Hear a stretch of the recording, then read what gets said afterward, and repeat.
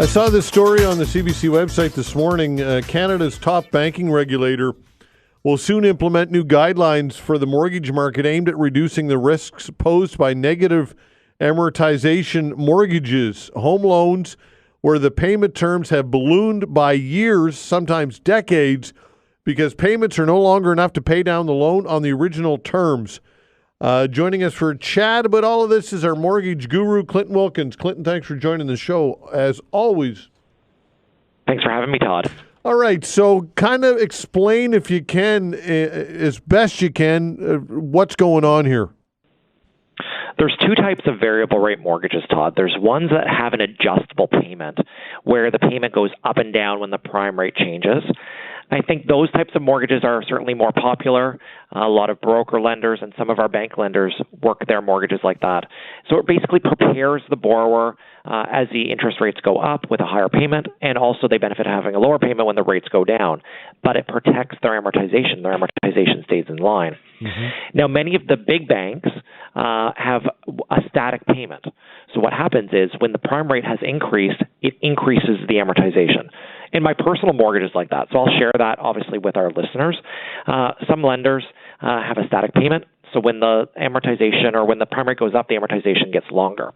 So with my personal mortgage, I originally started at approximately a 25-year amortization. Through payment increases and obviously making my regular payments, my amortization went down to 18 years. That was basically when the rates were at the bottom. Mm-hmm. Now, as the rates have increased, my amortization is up now over 40 years. There certainly are some borrowers that we see here in the office that have amortizations that are basically negative. There are some lenders that allow the amortization to get so long and the payment not to adjust that the actual payment that the borrowers are making is not even covering the interest. So every month that goes by, they technically owe more on the mortgage. Now, obviously, those types of mortgages are not as popular. Canadians, I think, by and large, want to pay down their mortgages. Mm-hmm. And we've not really been in a situation where so many borrowers got mortgages at such low rates and now obviously have increased. So it's something the federal government certainly has their eye on. They're working on legislation that's going to force these bank lenders to not allow borrowers to have the amortization go longer than 40 years.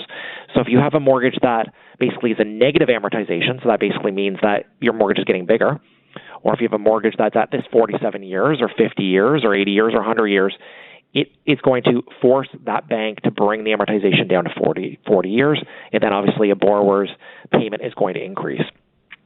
My big concern as a mortgage broker, and I deal with clients every single day, is when these mortgages come up for renewal, it is going to be a huge, huge shock to borrowers, to borrow at these current rates, because obviously their payment is going to reset and their amortization is going to reset. The lender is going to want to bring the amortization back in line when the mortgage comes up for renewal. So, and I think it doesn't prepare the borrower for the future. We have all of these mortgages that are going to come up for renewal in 1 to 3 years, and there's going to be a huge, surge in people's payments. Like we're seeing that right now, Todd, even with borrowers that were previously in a fixed rate, they're coming up for renewal and renewing at rates that are double or triple what they had. Wow. Okay, so I was under the impression, and certainly correct me if I'm wrong, that there were rules which restricted amortization to I thought it was 30 years, but so is that on the initial signing, or give me some clarity on this? The rules have changed over the years, but on a conventional mortgage today, most lenders will allow up to a 30-year amortization for a new mortgage. The challenge is if you get one of these variable rate mortgage that has a static payment, if you sign up for that mortgage today with a 30-year amortization and the rates increase tomorrow, your amortization automatically is getting longer. Yeah. These borrowers, what should have happened is they should have increased their mortgage payments as the rates increased. Mm-hmm. That's what I did myself, and I did a lump sum payment, and I've done payment increases, and I brought my amortization down. It's still not where I want it to be. I'd love to have my mortgage paid off in the 18, 17, 16 years that I thought it was going to be paid off. And I'm still optimistic that that will happen. But these borrowers basically have set their payment and basically set it and forget it. The challenge is with every increase, their amortization has gotten longer and longer. Really, these borrowers need to get some advice, because when the mortgage comes up for renewal, there certainly is going to be a shock. And in some cases, we are seeing borrowers right now that are needing to do a refinance to extend their amortization. So their mortgage is coming up for renewal. They had a mortgage that the amortization became like 100 years. When it came up for renewal, the lender then wants to bring it back in line at that 25, 20 years, wherever their amortization should be. And in some cases, obviously, their payment would be going up drastically. So they're choosing to do a longer amortization to try to bring the payment back into a more reasonable situation, especially while the rates are high. All right. So how concerning is this? I mean, we hear a lot of people try and draw parallels to what happened in the United States during the housing crisis, and I think that there's a lot of kind of hyperbole on that. There are a lot of parallels that aren't there that should be there. One, of course, is the quality of the lenders themselves, and our banking industry is much more regulated and much more robust than what it was in the United States in 2008. So for those who are listening to this and they're saying, "Oh, here we go, 2008," what do you say to those people? Our banks are very, very strong in comparison to the 2008 situation in the U.S. The challenge is that these lenders that we're talking about are not credit unions. They're not broker lenders. They're not trust companies. The banks that we're talking about are CIBC and TD Bank and Bank of Montreal. These are the lenders that have these types of mortgages. So, we're talking about very, very stable financial institutions. There certainly has been brought up a lot of news around CIBC specifically and the percentage of mortgages that they have that are in this type of situation. And, I think all lenders are very cognizant as the rates have gone up. And we're talking rates gone up. We're not just talking about variable rates, Todd. We are talking also about fixed rates. As the rates have gone up, all of these lenders are very cognizant around delinquency. Are the payments happening on time? And how many mortgages do they have on the book that have this style of setup where the amortization has gotten longer, and in some cases, the amortization is negative? It does bring some risk, and the federal government is very worried about it. They want to ensure that our housing market is stable. As you know, over the last 3 or 4 years here in Halifax, we've been in an increasing, value environment. The demand has been higher than the amount of supply. It's not like that across the country. There are certainly markets that are already suffering due to, lack of demand, and it certainly has negatively impacted the housing market in Ontario and BC specifically. All right, so this is how I guess concerned should the average Canadian be over this story then?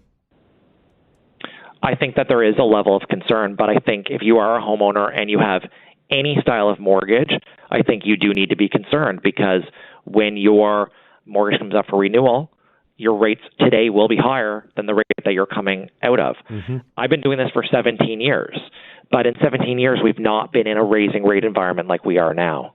Even this week, Todd, we saw many lenders increase their fixed rates 20 basis points or more, mm-hmm. just due to what's going on in the bond market. Mm-hmm. So I think we were just so focused on talking about the Bank of Canada increasing the key overnight rate, which has increased Bank Prime, the last 18 months.